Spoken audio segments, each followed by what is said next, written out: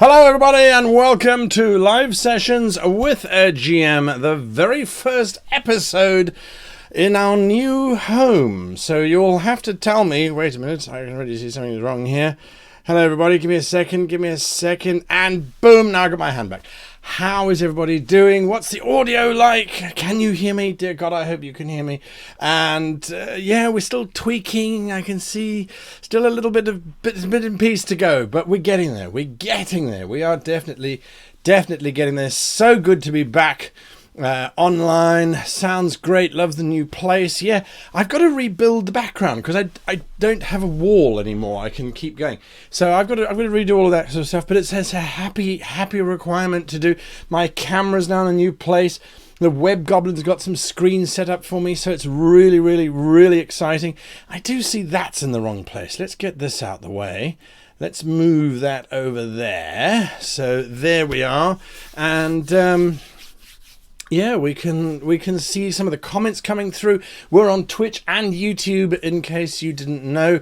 If this is your first stream, welcome to the stream. We're going to be talking about all kinds of really amazing things here. It's early morning for those of you in the States. It's afternoon for those of you in the States.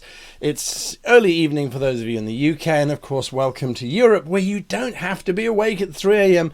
to catch the streams anymore. And that's kind of really got me excited. So I'm really interested to see how that kind of changes up the conversation to have it so early in the evening, if you will. We ran a poll to see when would be the most appropriate time to run these kinds of shows, and this was the sort of the time that came back from everybody. All right, so we've got a lot to get through. The show is going to change slightly because now we're adding in the circle. So each of the circle videos, if you don't know what I'm talking about the YouTube videos called Circle Level 1 for Level 1 GMs, Level Circle 2 and Circle 3. They've all gone out now, I think. Anyway, they will be going out.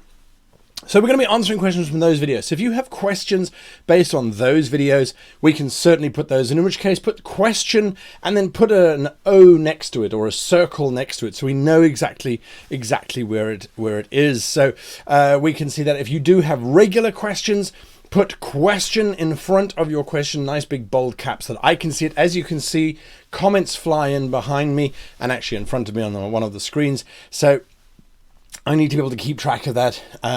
Australia, 3 a.m. Yeah, it's time. It's that wonderful time zone. I gotta tell you, I don't regret that time zone anymore. Now I've moved from Tokyo. I'm now based in London, so I'm super excited for not having 3 a.m. shows anymore. Anyway, so we've got those kinds of questions. If you're from the Kickstarter, ask questions, question KS afterwards, and I will happily answer those. So tonight we're going to be doing questions. There's a question that's come through already. There are a couple of questions that have come through already. Those are fantastic. I will get to those questions. And remember, if I don't answer your question, post it again. You can watch. These are the things ticking past. We can see all sorts of crazy people there, like Kaora jumping in. These questions are going to go very quickly. So if you don't answer it, ask it again. Do not be afraid to ask the question again. There is no spamming here. Right, so moving forward, tonight we're going to be talking about your questions. We're going to answer your questions. We're going to be talking about a project which is very close to my heart for a whole bunch of reasons. I have spoken about it before, but it's worth speaking about again because with only 7 days left to go, this is a Kickstarter you really want to get involved in if you are looking for some cool stuff. And I'm going to talk about how we use these resources. And if you're a content creator, if you're someone who wants to write a book or you want to write a rule set, this is something that's really worth looking at. And that's the publishing rights to software that comes out. So on this channel we talk about Dungeon Fog, we talk about World Anvil, we're now talking about a piece of software called Portrait Workshop. They all have commercial licenses, and what does that really mean? I mean, it's a very interesting space. We were talking the other day about how the industry is changing. Kickstarter is releasing just a mega wave of content out there. But how does it get made? And if you're making content, if you're writing your own settings, your own modules, how do you get it out there? What are the steps that you should be looking at in order to do that? And quite frankly, I think the more we send in, the better, because it means that we are spoilt for choice rather than anything else. So that's something to bear in mind. All right, let's jump into some questions quickly. We're going to talk about all of those other bits and pieces in a little bit. So, right. First question that I see on my screen is from Honorable 596. Now, if I'm looking over there, it's because that's where my one screen is, and I'll put up cameras to do it. Anyway, Honorable 596 says, what is the most interesting curse that you can come up with? Curses are really tricky things, because you don't want them to impede the enjoyment of the player. You don't want them to impede the enjoyment of the rest of the table either. So I came up with a curse that I think worked really, really well, because it was a self-inflicted curse. When curses are just thrown onto the player, your character picks up a sword and now you've been cursed for all eternity until you go and dance naked around the bonfire on the Sabbath moon. I don't like those. It's taken away the agency of the player. So the curse that I came up with was a demon blade. So it was a blade that contained the soul of a demon. Every time the blade was used, the character using the blade had to make a Constitution saving throw. This was in a 5th edition game. If they failed the Constitution saving throw, the blade would deal damage to them, drawing their life force into the blade. If, however, they passed their Constitution saving throw, the blade would deal additional damage to the target that was being struck by the blade, as well as restore hit points to the wielder of the blade. Not a lot of hit points, but some hit points.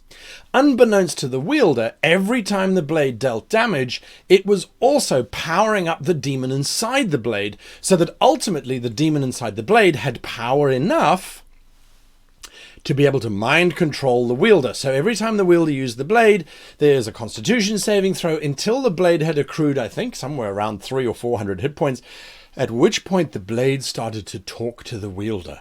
Subtle little suggestions to do things, manipulations that the devil wanted to, or the demon wanted to have happen, ultimately corrupting the player. So in other words, it was a cursed item. You wield this item, you may take damage. And the Constitution saving throw wasn't low. It was designed to be wielded. It is wielded, but it should be weld. Anyway, it was designed to be carried and drawn by a very powerful warrior, because the demon ultimately would want to be in the care of a powerful warrior, so the blade can, get blood and feed the demon. Anyway, so I prefer cursed items that the player inflicts upon themselves. You can wear this crown of seduction, but every time you do, it steals 6 months of life away from you. So there's a positive and there's a negative. Again, it allows for creative player interpretation of the situation. Their characters choosing to inflict this upon themselves. I think that's far, far more engaging, more dynamic as potential than just, all right, you're cursed and you can't do this or you can't do that. So that's my take on that. Next up, we have got a question from Eric Hehim, level 2. Eric, how are you, my friend? How do you decide whether an idea is actually a good one for a current campaign or session, or simply you're tossing in to cause drama? It's a very good question. It's a very old problem that people have wrestled with since the beginning of time. How do you tell if your story is interesting or not? And ultimately, I think whenever you're adding in something to your campaign or to your story, the first step that you should look at is this going to increase the player's choices, or is it going to decrease the player's choices? If it's going to decrease their choices, so you're taking a lot of things away from them, for example, I think it's bad. The moment it starts to increase player choices, I think it's good. I think the second thing that you need to ask is, when or if I include this, what happens when the players do not use it or engage with it? What are the ramifications thereof? So there's no point in beating yourself up and trying to figure out, is this the ultimate? Is this the super right way? Is this the best story I could tell? And then not launching it because you're not sure. Maybe you think it's not very good. Maybe you think it's good. Don't do that. Come up with the idea. Okay, I want to invade the continent with flying elephants because I think that'll be cool. Launch a couple of flying elephants and see what the players do. If the players pick up on it and go, flying elephants, eh?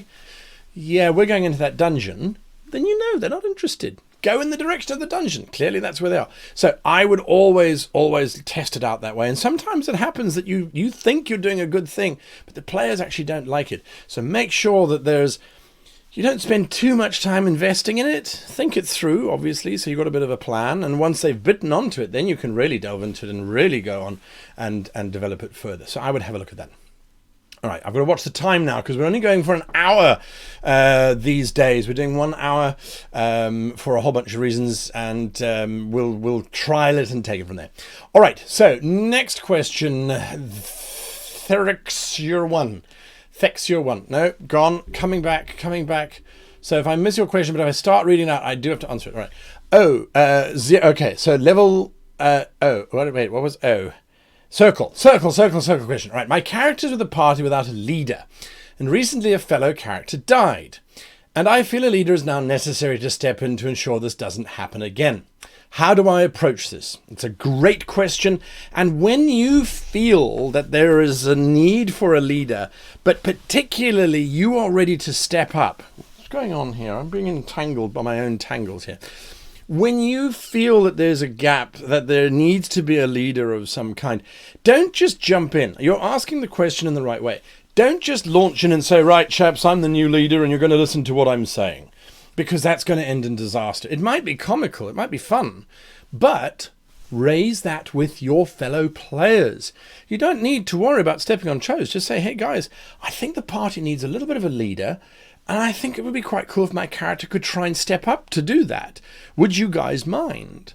Because once they've bought into the idea of your character becoming the leader, then you can start to explore things. Now, a really good example, and I really enjoyed the reboot of this, is the new Teenage Mutant Ninja Turtles animated series, which is 3D and 2D, which I very much like, where we look at the struggle of Leonardo to become the leader of the Turtles. And they explore it for a little bit, not too long, because it's a kids' show and they don't want to dwell too long on inter-party conflict and the like. They want to kind of move forward.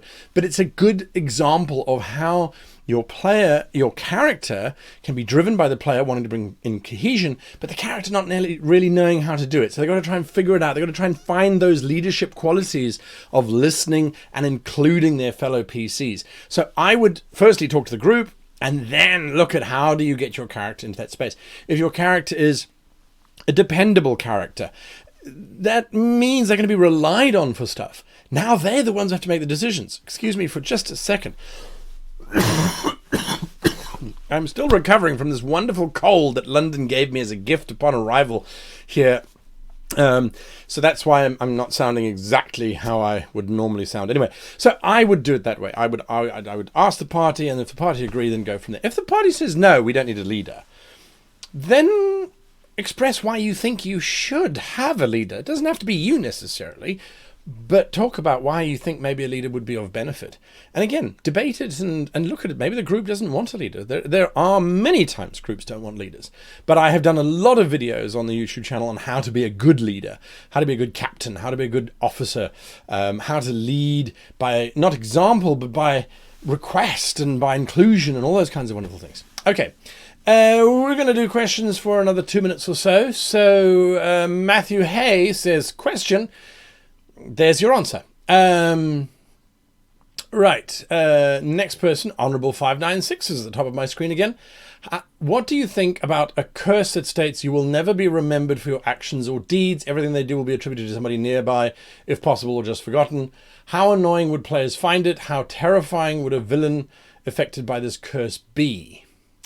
It's definitely a story curse, and I would suspect that your players might go, well, nah, we don't mind, we don't really care, unless the player is trying to build a legacy, in which case, of course, then it's going to affect them very personally and very, very, very, very, very specifically.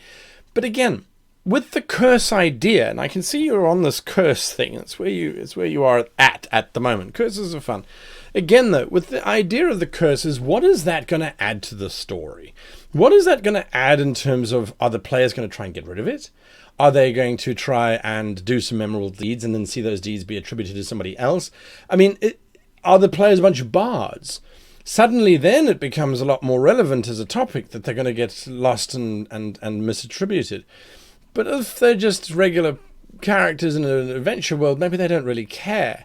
So then the curse is, this item is cursed, beware. Oh, is that the curse? Okay. I guess it's bad. Now flip it on its head. That cursed item is not a cursed item if you're a thief or if you're a murderer. All of your deeds are attributed to somebody else? Brilliant. Time to go and commit some crime quickly. So yes, into the ego it would feed if the character was obsessed with getting fame. If the character is obsessed with being ignored, it's even better, as it's no longer a cursed weapon. Lemon Station says, how can I manage... Lemon Station says theta. I think that's theta. Is that theta symbol? Anyway, I'm too busy talking. Shut up. Answer the question. How can I manage the barbarian's UA path of wild sources, phantom spirits, random direction? Or is that path OP? Okay, Lemon Station, confession time. I haven't got the clue what a UA path of wild sources, phantom spirits, random direction. I'm not that kind of GM. I don't know the rules in terms of 5th edition. There are other channels out there that definitely do. Nerd Arc EXP to level 3, Runesmith taking 20, take your pick. There are a whole bunch of guys out there that know the rules backwards and will be able to tell you your best build, your OP builds, all those kinds of things. They're good friends of mine. Those kinds of questions I would direct to them. They would be able to give you actually intelligible answers. I would say, whatever that path is that right for your barbarian? Does your barbarian believe in phantom spirits? Is that something that is part of their psyche? Do the ancestors call and speak to them? Do they make homage to them? Do they have little carved effigies that they pray to every night before battle or whatever it is? I would try and figure out how to bring that into the character rather than from a mathematical perspective. Definitely. Okay, we're gonna... questions are starting to come in thick and fast here, which I really like. All right, we're going to go until half the hour. Half the hour we'll do questions. Okay, Damazing says, what do you think of a half-elf sorcerer? I am not sure. What do you want me to think about this half-elf sorcerer? Should I be thinking of something about this half-elf sorcerer? When we talk about the character, saying what do you think about a half-elf sorcerer is not an incorrect statement, but it doesn't give you anything to really go on. It's like saying, well, what do you think about a human? Or what do you think about a human fighter? Now, one could say, well, a half-elf is going to give you this build bonus, and sorcerers need that, and... no. What's more interesting to me is why did the half-elf... Why are they expressing their sorcerer's powers? Where did those powers come from? How do they feel about those powers? What's the color of their powers? Are they fighting against their source of power? Are they embracing it? What's the world like that they're in with regards to those powers? Those are the interesting questions. Those are the questions that will differentiate the half-elf sorcerer from every other half-elf sorcerer that's ever been created. How do they respond to their situation? How do they respond to their environment? If we go to that, I was busy writing up the notes. Yes, I only did it today. I was busy writing up the notes from the first circle video, which ran even longer than the video ran. I know it sounds insane, but anyway. I was writing up the notes. And that fundamental building block, that core statement, that foundation statement that I opened up with, where we talk about the players are responsible for creating a character with desires and goals and dreams that enact those desires and goals and dreams. So when you talk about a half-elf sorcerer, what's their motivation? What's their desire? And how are they going to enact that? How are they going to try and get that? That's the interesting question. So I'm not in any way criticizing you for asking that question about what is a half-elf sorcerer. We're all here to learn from each other. So whenever something comes up that I can talk about, I'm going to choose that. But I think that's a good mindset to start with. Good statement. But now on to what do they want? What are their motivations? What are their desires? That's really where you've got to go when you're creating a character, to create an interesting character, in my opinion. Right. CJC Walker 1 says, I'm a GM. Awesome. I keep getting groups of people that will play for a couple sessions and then not having any interest in playing, or they stop showing up. I fear it might be me, I'm assuming. How do I fix this? Okay, well, there are a couple things to look at here. When you say they don't show up, is it that they just bail, they just ghost you, they go, nah, I'm not going to show up. No, not going to happen. Okay, then how many people have done that? If multiple people have done that, they've just ghosted you for no reason whatsoever. If multiple people have said, oh, I'm not going to, no, boring, next. Okay, then it is a good question for you to ask yourself, as in why are they not coming back?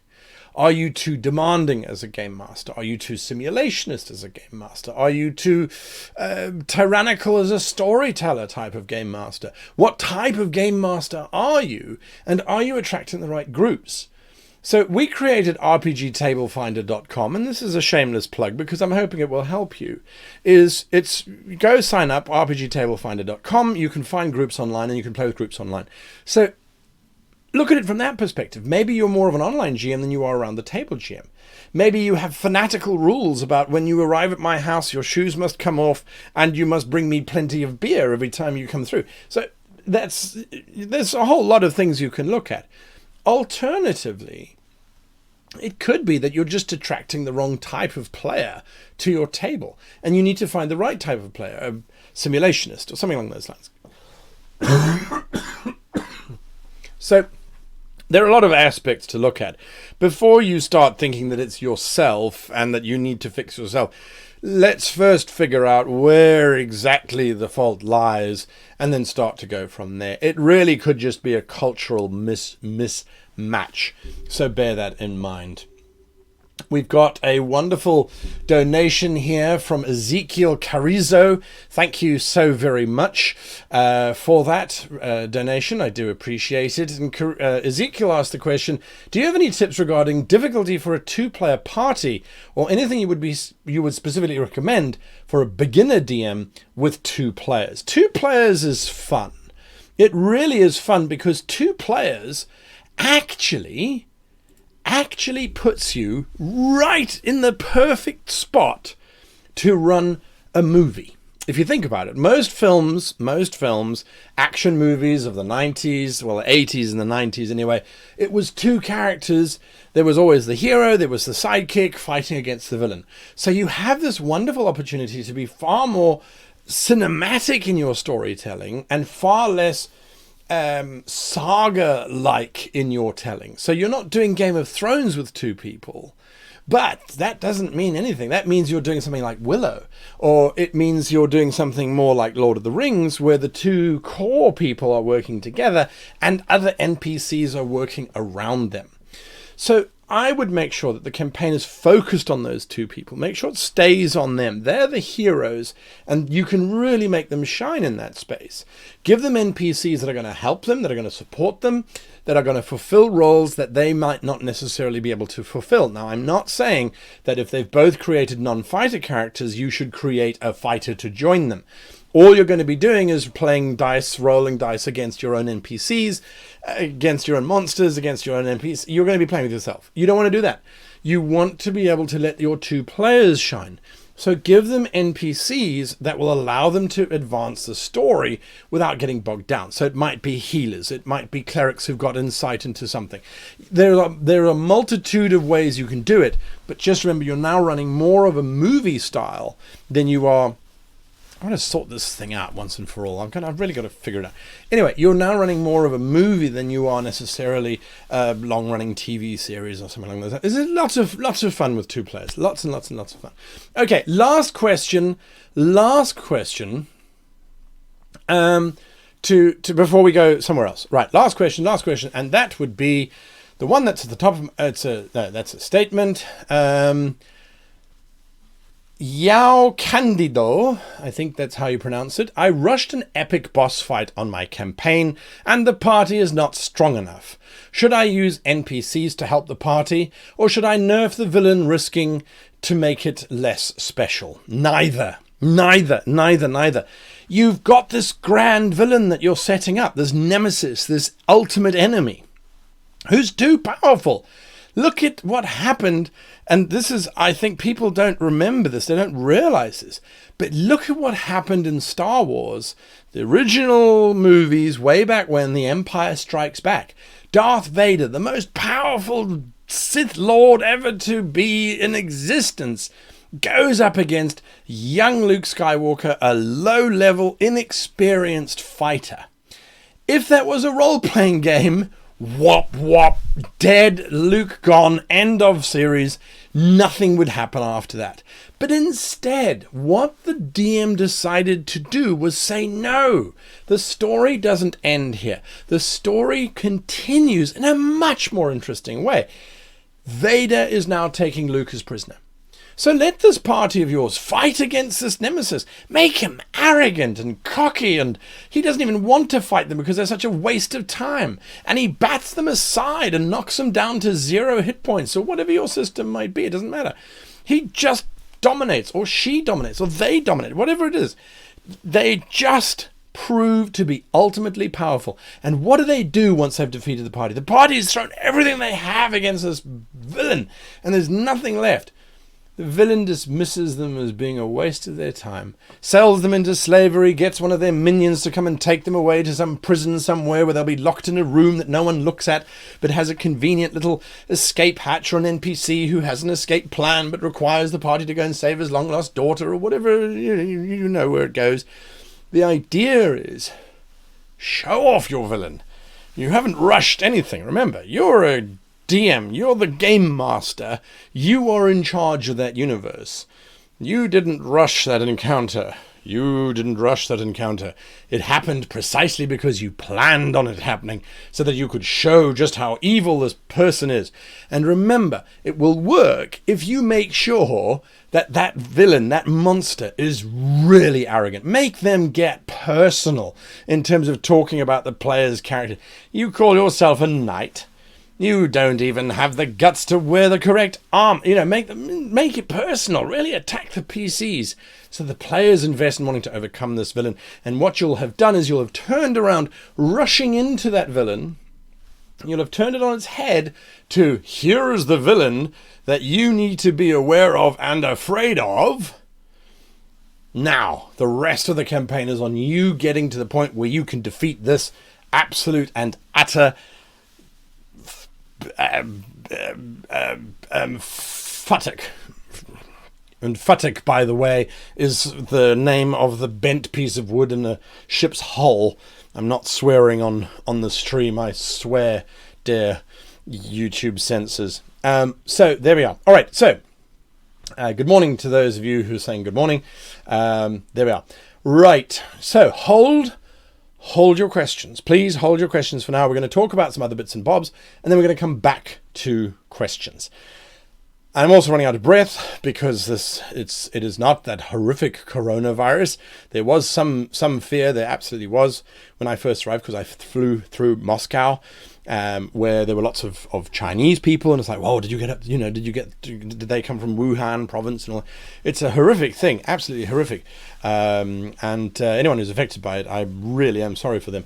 But anyway, all right, so something that I wanted to talk about, because I think it's something that's important. And I think that there's lots of you out there who want to make good content, who want to not necessarily release it to the public, just to release it to your players. And I've spoken about this piece of software before. I've done a video on it before, and I interviewed the creators before. But I wanted to talk about how I've now used it and will be using it in a book that's coming out. My book, A Complete Guide to Nautical Campaigns, officially releases on the 28th of February. It will release on the 28th of February.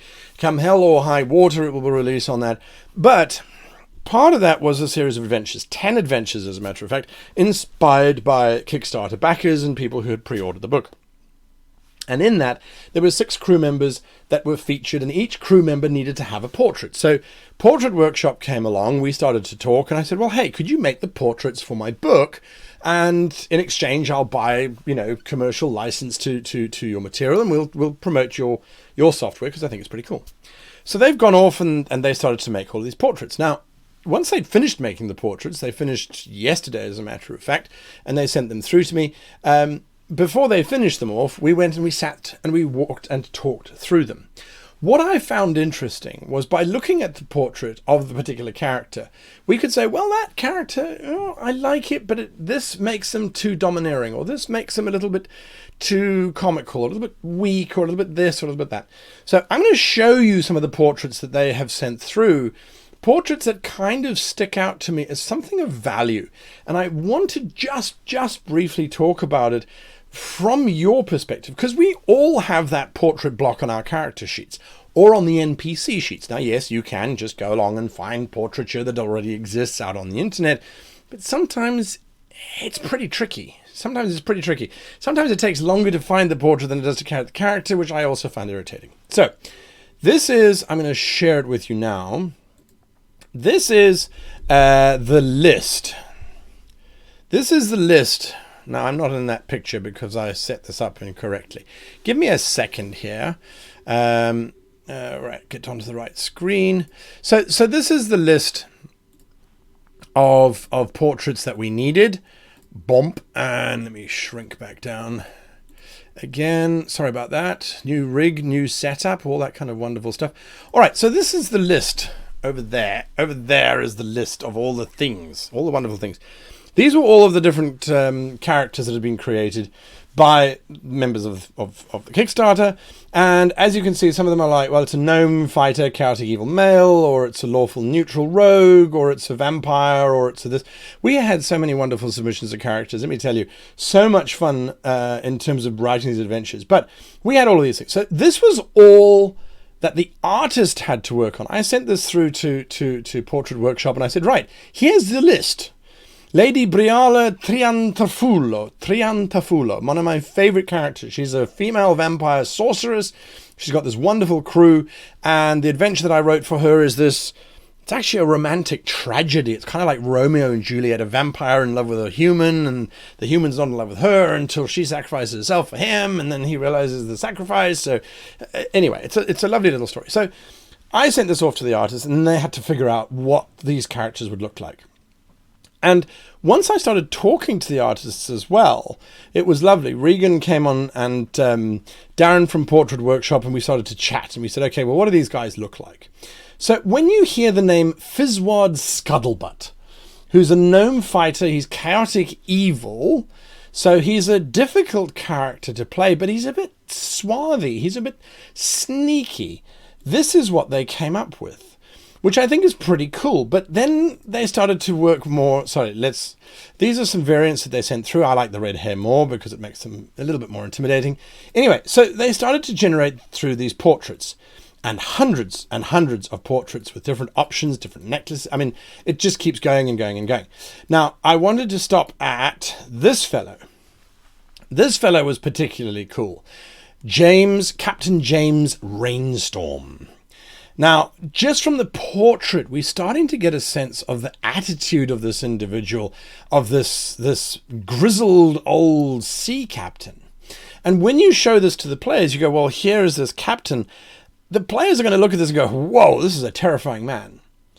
He's actually smuggling an elvish princess who's madly in love with his first officer across the ocean away from the elvish king to try and set these two lovebirds up somewhere else. So he's a romantic at heart, which I really like. And the way that was indicated was by this wonderful sort of head cresty thing that he's wearing. So there are all these subtleties that can get added in when you're building characters.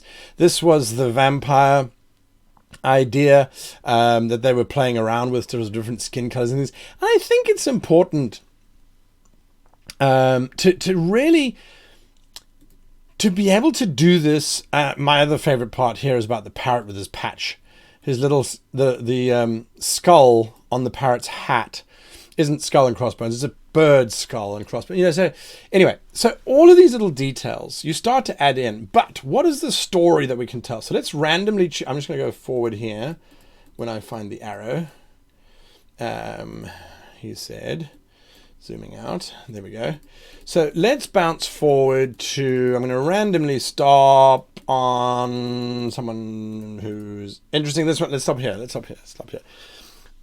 I'm not going to tell you the story of this individual, but I will tell you that when we look at this picture, we say, okay, he's an elf. He's a male, most likely. There's that skin, that fur over his shoulder, so it indicates what there's a certain tribal nature. There's a certain hunter space going on there. There's the striped outer garment, and then a leather, looks like a vest underneath that. And then there's the tip of a scimitar or a falchion of some kind.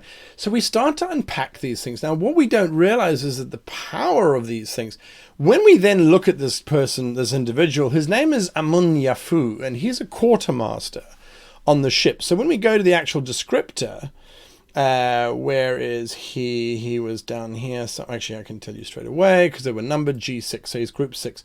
So all that was written here, G6, group 6, was Amun Yafu, which I now can't find. Oh, there we go. Amun Yafu, male desert elf. That's all that was written there. But from the portrait, we suddenly get this much bigger picture of someone who's got this wildlife background, this sort of hunter type of space. So I think it's really, really powerful for us to incorporate portraits and the like, and to make use of them to tell more of a story. Now, when you're creating your character, you can create your character however you like. I would always advise you create the name first and then you create the character from that. Then you come into some program like this, or you go online, you find pictures, add to that story based on what they're wearing. In the case of Portrait Workshop, of course, you change it as you want to. So there's that super huge power and that flexibility. What I also like about it, I'm just going to bump to their Kickstarter at the moment, massively overfunded. You can see my Kickstarter is still in Japanese yen. I need to change that. Way over their goal, 77,000 of the 25,000. But what have they then unlocked? Because their stretch goals are mega. And I think this is something important. That's why I said to them, I'll talk about it today, because I really want these stretch goals to come out. We've bought, by the way, the highest level pack that you can, which gives us publishing rights. So they've unlocked a whole bunch of things. So like the wild expressions, creatures of darkness, scum and villainy, some really, really cool things. Up next are the Dragonborn. And I think that would be really cool to be able to have a whole bunch of Dragonborn. Now, they had to make some Dragonborn just for the book, which is also what I really like. When we come across these companies that say, hey, we want to be part of your project, and we're willing to actually do something about it, we're not just going to give you what we've got. We want to really invest. I think that's when you know that there's definitely something of value here. Now, they've also got a stretch goal for socials, curiosities, the little mushroom folk. I think is really cool. So head on over to Kickstarter.com. World Spinner, Portrait Workshop is what you're looking for. Definitely something worth investing if you want to include Portrait Workshop, if you want to include portraits for your characters and really develop your characters further. Now, I'm going to have Darren on next week's show to talk a little bit about Portrait Workshop. If you have questions, it will be the last day of the Portrait Workshop Kickstarter. So if you have questions, bring those along then. Okay, so let's go back now to your questions. Did I have to talk about anything else? Let me think about that. No. So we're going to go back to your questions. And I see there's a lot of conversation going on, which is fantastic. That's the whole point. So if you haven't yet joined our Facebook, you can find us there, How to Be a Great GM. You can join Discord, discord.gg/greatgm. You'll find thousands of people willing to talk. They all really, really are awesome folk. I jump in whenever I possibly can. But yeah, it's a bubbling, thriving community. So check that out. All right, now back to questions. Dun Grizzly says, we played sessions with my friends as GM. An enjoyable piece of a game. I GM'd a session with the same party. With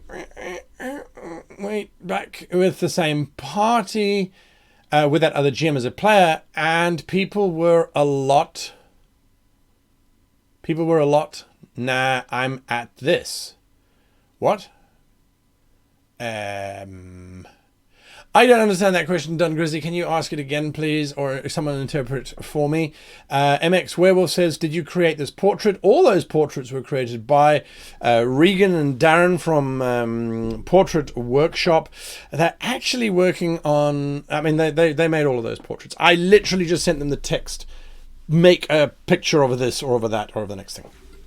All right, next question. Arcadius Rugnell says, here is a tough one. Oh, I like tough ones. How do you prepare a long political campaign as a DM? Do you plan to make a video on it? I have made a video on running political campaigns. They are interesting, and they're not as tough as you might think. They're not as tough as you might think. You know, this thing is supposed to be tied, and I never do it because I'm just lazy and I should just tie it. So political campaigns, they are intimidating, and if you have a large group, I would perhaps advise against making it too political, because politics involves lots of talking and lots of underhanded backwards and forwardsing and manipulations, which large groups, they certainly can do, but it can be tricky for them. So smaller groups is always better. That's my first thought. But yes, I have made a video on it. It's called Running Political Campaigns. Probably you want to go back like 300 videos on the YouTube channel to actually find it. That's how old it is. But yeah, go and have a look for it. I'm getting tangled up in this. Gosh, you see what happens? You ship stuff from Japan and it just doesn't fit properly anymore. I swear it's not because of all the food I've been eating, all the wonderful, wonderful food over here. Right, next question, James Tension. Hello, James. How are you doing? Good to see you on the stream. Are you planning on making a series based on the campaign you made for campaign creator, Utherios' Dragons? Well, we've been debating long and hard. I must admit, James, we really have been, in terms of... running a game. I really want to run a game. I haven't role-played now for quite some time. I've got the bug. I really want to. We're just trying to figure it out. For some unknown reason, and I don't know if I'm the only one here, but I have this deep desire to run a Star Trek game. I don't know why. I've got this urge to run a Star Trek game. I know that it wouldn't be hugely successful, but... And I haven't watched Picard yet. No spoilers, please. I haven't watched Picard or Mandalorian. I've been too busy moving hemispheres, or countries anyway. So... But yeah, I don't know, it's a desire to do that.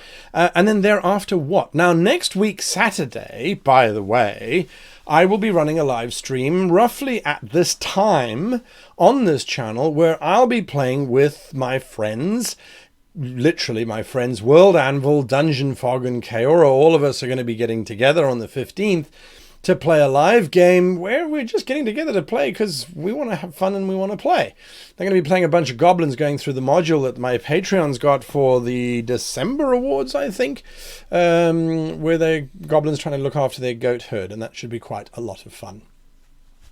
Angus Boys asked, is this going to be a 2-hour stream or 1 hour? It is just 1 hour. It is just 1 hour. We've decided 1 hour is a good length. It means we've got lots of questions. We've got lots of pace, lots of punch. We don't get too slow down.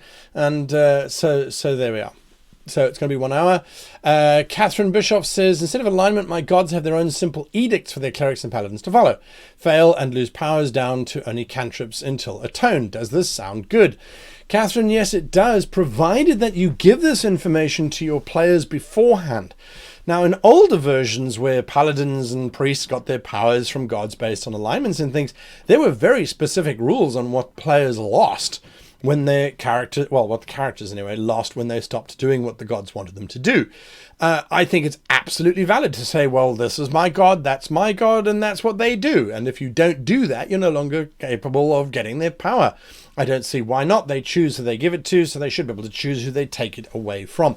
You must, however, make it very clear to the players before they create characters, though, that this is something that they will be expected to follow. I often have players go, oh, well, yeah, I create a priest, but I'm not going to follow the priest's rules. Why not? You're creating a damned priest. You have to live by the damned rules. It's just how it is. Sorry, that's the setting. Lay it down beforehand, not when the PC starts to no longer follow their god and suddenly they start losing their powers. Don't let it be a discovery. Make sure that it is definitely something that they know going in. All right. Lawmakers 77 says, how do you make long distance traveling interesting? My players are escorting a baby dragon they found, but I'm not sure how to go about the travel they decided to do to get to a different city. You've got a few questions to ask. First and foremost, do you need to have something happen on that travel? Is the adventure delivering the dragon to the city? Is the adventure what happens when they get to the city? If it is when they get to the city,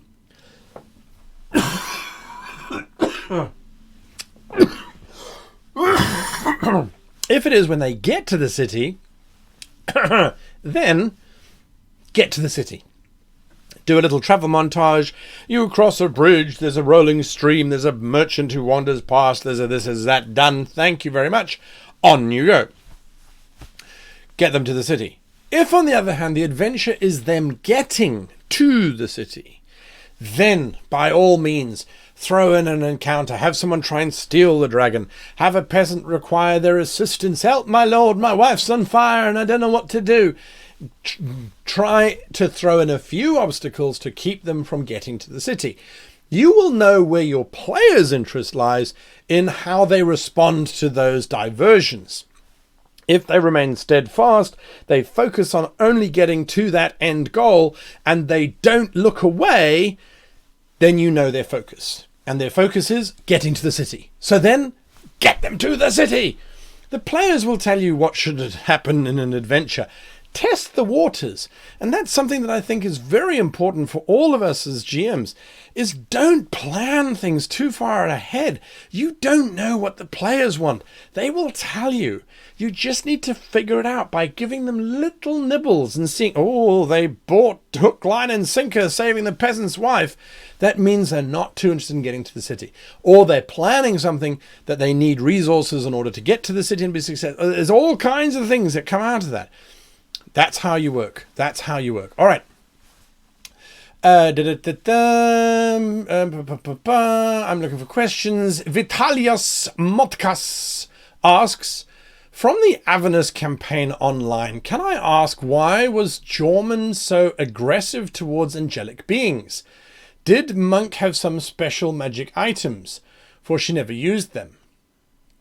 Wow. Okay, let's throw those things back. Right. So hang on a moment.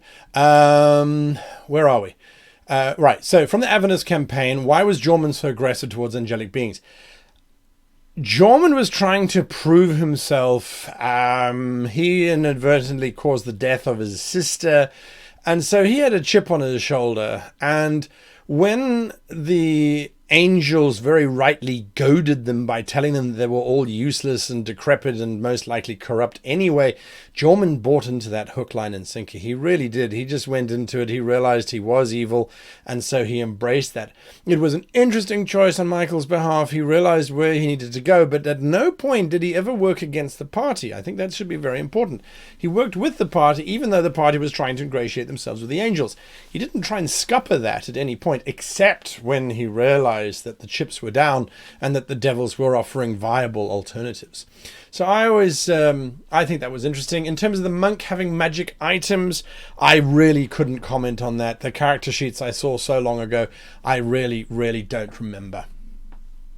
Okay, Tarakanatator. Okay. Well, that one. How to play a romantic arc. So it won't be cringy and it'll be fun. I am a male DM and my male player plays a lesbian monk. She fell in love with a princess. I never role-played relationships before. Tarakanator, okay. Relationships are a lot of fun to play. And yes, you don't want them cringy, so you're not going to describe the cringy bits. All romance has cringy, squelchy, mucky bits, which we all like and we all do, but we don't need to describe them in our games. What is romance, really, if not one individual wanting to make another individual happy? That's really what it's all about, I think, anyway. So this princess that has fallen in love with the character. How is the princess going to express her love? How is she going to want to make this warrior who has fallen in love with her happy? explore those opportunities, and then explore what happens when the princess tries to make them happy and they misinterpret it, and so their feelings are hurt. It doesn't matter the sexuality of the relationship. That's immaterial. What's material is that they want to make each other happy, and that they're happy when they're in each other's presence. And that means that when either of them makes a mistake, it's worse than under normal circumstances, because it's all this invested emotional stuff. So look at that. Try and figure out that angle.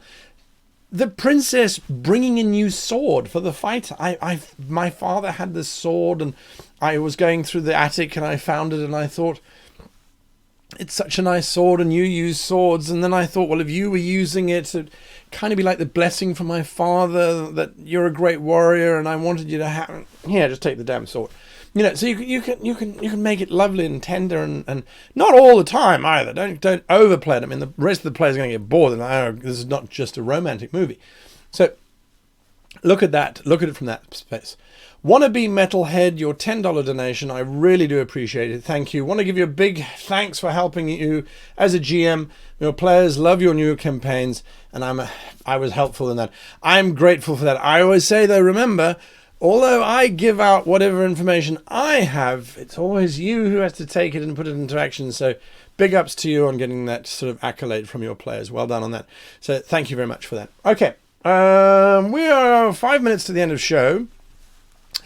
Important things that I need to talk about. Those of you that have been doing the homework in the circles, the Discord channel, there's a Discord channel that has been set up for it.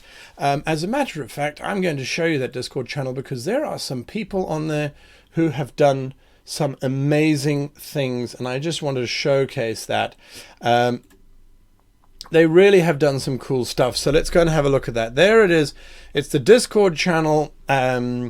Great GM, how to be a great GM, and it's Circles of GM. That's that's the actual channel it's in. And these guys have been making maps. So the second circle was all about maps and creating a map that you could travel within a week. And look at the support. It's like, I don't know if this map's too big or if it's too small. And people are talking about, well, it's not too small if it's a car, or let's blend these. You know. So, and then someone else brings in, I think these maps are wonderful. This is made with Wonderdraft. The other one is made with Incarnate. Both great map making programs. And it's a good example of where the whole idea behind me doing these circles and to give the homework out there is, A, both of these guys that have now got these maps that they submitted have now got maps. They've got maps that they can use in perpetuity moving forward and moving onwards. So that's wonderful. That gives you power, because now they have these maps. But also, it's about just stepping away and sometimes going, I don't know what to do. Oh, I'll just do some of that. So, yeah, it's absolutely brilliant. I see Laura Bones saying, I made 2 maps, one in Wonderdraft, one in Incarnate, not sure which one to use. The one you use is the one that gives you the most stories. The one that hints at the most stuff in there. Both those maps that I showed you had some interesting things in them. I was looking at both of them, I was going, they could both be pushed a little bit more. We could have a few more little artifacts, strange spaces in there, but they're both brilliant points to start with. So that's it. That's something to definitely look at. If you haven't looked at the Circle videos yet, Circle 1 is for new GMs, Circle 2 is for slightly more experienced GMs, Circle 3 is for relatively experienced GMs or GMs who really want to up their game. Next year we might do Circles 4, 5, and 6, and that's where you're getting into really heavy kind of stuff of GMing. Might be too specific, but anyway. So that's something to mull over is to go and find those and to go from there. John Perry, second to last question.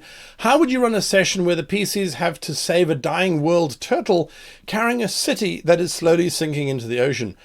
I wouldn't run it as a single session. I would run it as multiple sessions, and I would make sure that there are multiple things that they need to achieve in order to prevent the turtle from dying, not just restore its hit points. Maybe they need to repair or remove an infestation of undead from its one leg, and then there are sturges that have taken up in its one eye, and then the shell is cracking because there is a mining consortium of dwarves, and so they've got to go and politically get it out. So it's all about looking at the bigger picture and saying, how do I make this work? How do I make the different facets more interesting? And swapping it around and making sure that all those things are different. So the leg saving is a combat. The eye thing is a discovery. The mining of the shell is a diplomacy. So keeping it different will always drive it forward. Always drive it forward. Okay, right. That brings us to the end of this week's show. We will be raiding World Anvil on Twitch. If you're with us on Twitch, the 115 of you on YouTube, you can find World Anvil there. If you are on Twitch, all 29 of you, we'll be raiding them as soon as I can figure out how to do it. So we're going to be going over to them, I hope, because the new... Oh, there we go, raid channel. Right, good, got it. So we're going to go and look at that. Discord link, once again, is discord.gg/GreatGM. It's simple enough. It's easy enough. Very quickly, Dragon Soul 13. Any updates on the new book shipping out? Yes, 28th of February is still our hard deadline. We are definitely going to make it. Don't stress, don't fret. I will be putting out another update this week, as a matter of fact, with those order cards all updated and ready for you to download and print and play. So that will be coming out this week. Very exciting. If you didn't get your question answered this week, come back next week Sunday. I'll be here, and hopefully so will you. So from me, until next time, we're going to hit up World Anvil, I hope. I don't know how this works. I'm going to hit start raid. There we go. And yes, we will see you all again next week.